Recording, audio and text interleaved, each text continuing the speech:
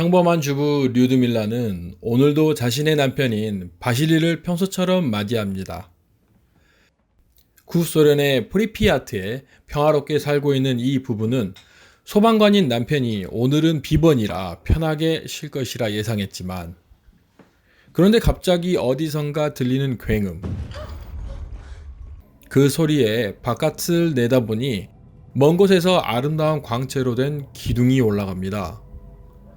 하지만 뭔가 심상치 않다는 것을 느낀 바실리는 즉각 출동을 하죠. 폭음이 일어나기 몇 분 전, 체르노빌의 원자력 발전소 통제실에 근무하는 직원들은 다급하게 뭔가를 조작하고 있습니다. 원전의 부소장이자 수석 엔지니어 다틀로프는 밑에 부하 직원들을 다그치면서 출력을 최대로 올리라고 지시하고 있었습니다. 그가 원했던 것은 상부에게 시험의 성공이라는 보고였기 때문이었죠. 그리고 들리게 된 굉음. 이 굉음은 앞선 바실리 부부가 들은 것과 같은 것입니다.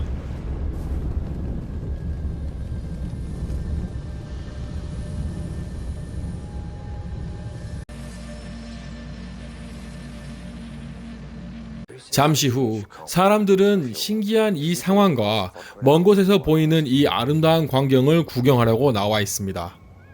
그리고 하늘에서 이상한 눈꽃 같은 것이 휘날립니다.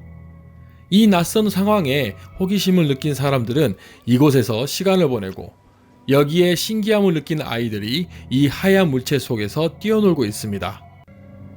저들은 나중에 어떻게 될까요?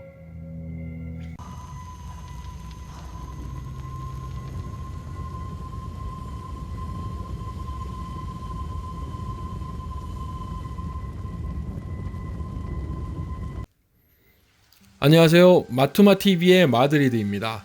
오늘은 현실을 살아가는 우리라는 테마로 선정된 5부작 미드 체르노빌입니다. 미국 내에 권위 있는 각종 시상식들에서 상을 휩쓸 정도로 잘 만들어진 명품 드라마이지만, 현실은 인류 사상 최악의 사고로 기록된 역사적인 사실인 체르노빌 원전 폭발 사고를 바탕으로 하였습니다. 구소련의 저명한 과학자 레가소프는 체르노빌에서 일어난 사태를 파악하기 위해 급히 현장에 투입됩니다. Sir?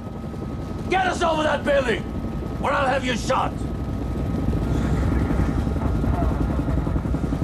If you fly directly over that core, I promise you by tomorrow morning you'll be begging for that bullet. 현장에 도착한 레가소프는 먼저 상황을 파악하지만 처참하기 그지없고 한술 더 떠서 그가 헛소문을 퍼뜨려서 불안하게 만든다는 오명까지 씌워집니다. 그럼에도 불구하고 레가소프에게 더욱 무서운 것은 앞으로 벌어질 최악의 상황들을 대처할 수 있느냐 하는 것이었죠.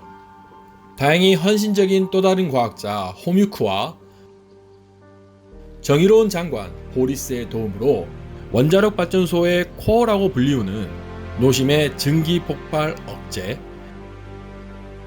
노심이 녹아서 지하를 뚫고 가버리는 상태인 멜트스루를 차단하는 것, 발전소 지붕 위에 고방사능으로 뒤덮인 흑연을 처리하는 등 어렵지만 하나하나 함께 해결해 나갑니다.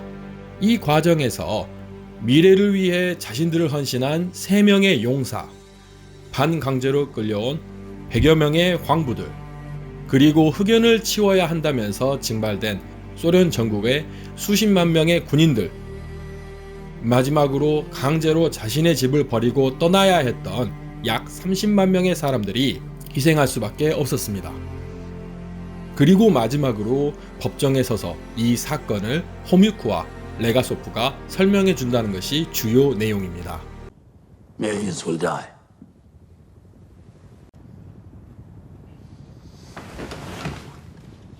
Ananenko.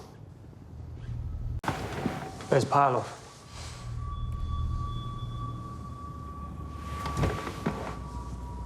Baranov. 이 드라마는 당시의 상황을 여과 없이 보여주려고 했던 드라마입니다.